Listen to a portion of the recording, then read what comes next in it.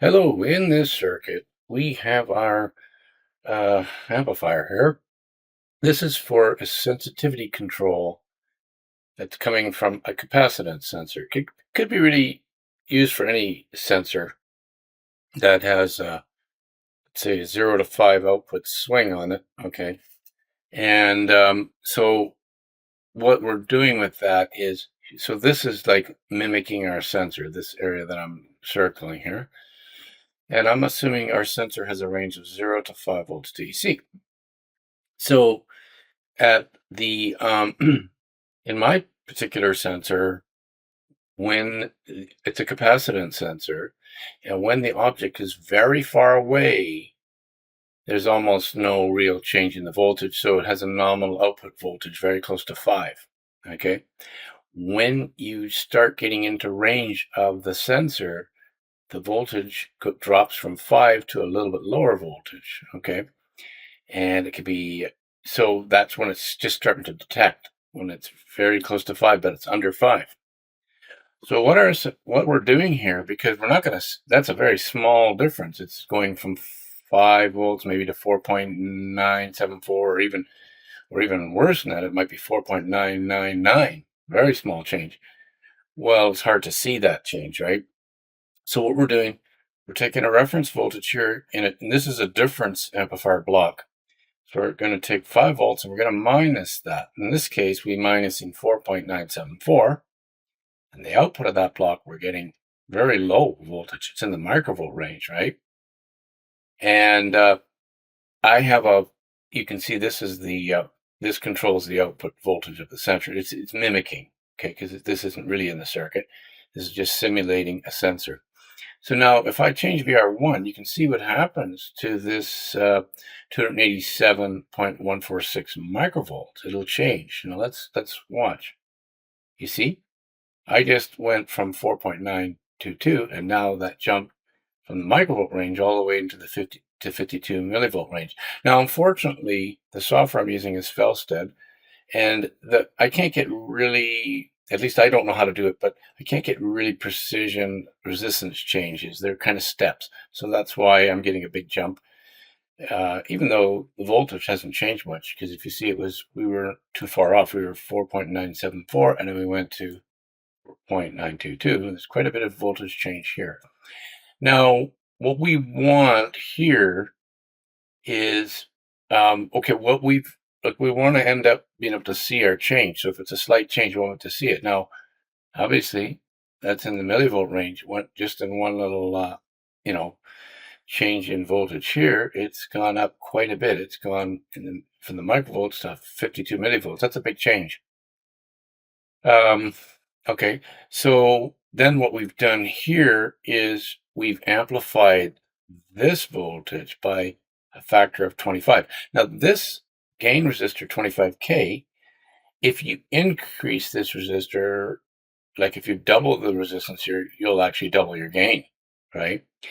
And then this voltage would double. So you can control the gain very simply by just reducing or increasing this resistor. If I had it set to 1K, then the gain is 1K divided by 1K is 1 plus 1, because we have a non-inverting amplifier, would give us a gain of 2, right? And of course, if this was a short circuit, almost 0, well, then it would be 0 divided by 1K, which is roughly 0, plus 1 gives us a gain of 1, okay? Going the other way, if it's high, like 250K, that's 250 divided by 1, which is 250, plus 1 is 251 we'd have for gain. So we can easily change our gain just by changing this resistor, which is interesting. But I've left it fixed just because I don't need to change it right now. For illustration purposes, it's fine to leave it fixed. But in real life, I'd want a gain control pot here because I'd like to be able to adjust that. Okay, so now you see I've got 52 coming in here. Gain of 25 gives me 1.355.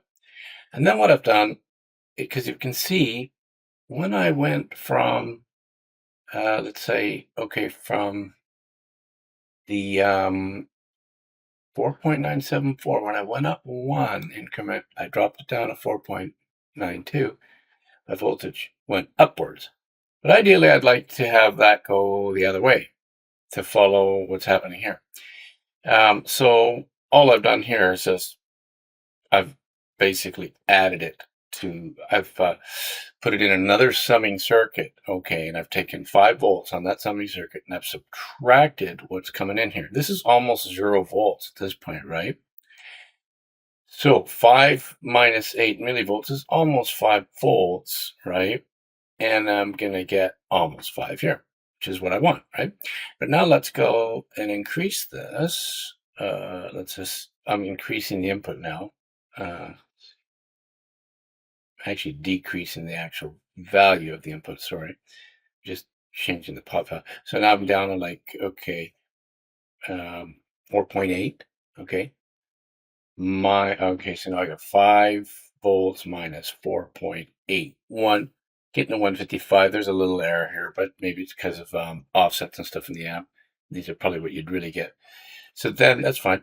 So now I've got 4 volts here because of the gain factor.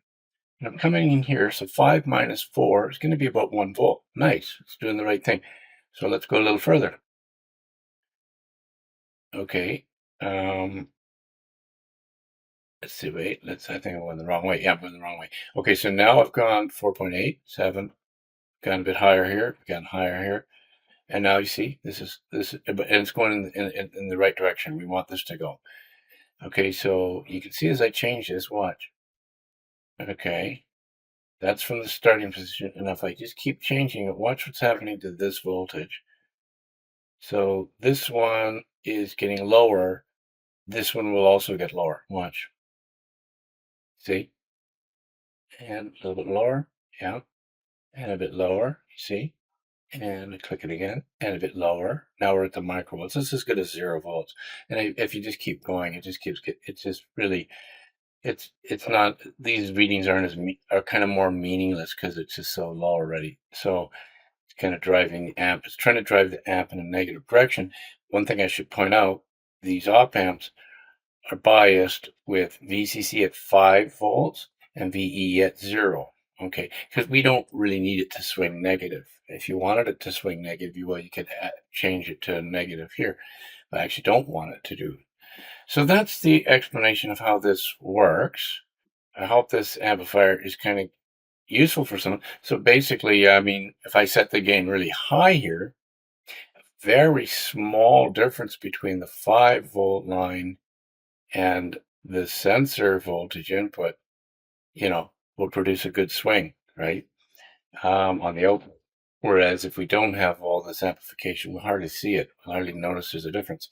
Now, one other point I want to point out is some might ask, well, this has to be really tightly regulated because we're just taking this voltage is going to be very close to this, so it's going to be tightly regulated. And that might be true. And that might be doable. That's probably doable in most circuits. But let's say it was tricky. What you could do, this 5 volt reference, okay, if it drifts up or down a little bit, you could use this drifting up and down to actually control the output of this to compensate. So this voltage here is always a little bit less than this one. So I just want to point that out, and there's ways to control that. I'm not going to get into that video, but you could use this drifting action to actually be the supply voltage for this, or use that to control a gain of an amp that ensures this is always a little lower than this. So I'm not going to get into that again, but I just want to point that out. That's what you can do. That's the logic there. Okay, so I hope this video is helpful. Thanks for watching, and we'll see you on the next video.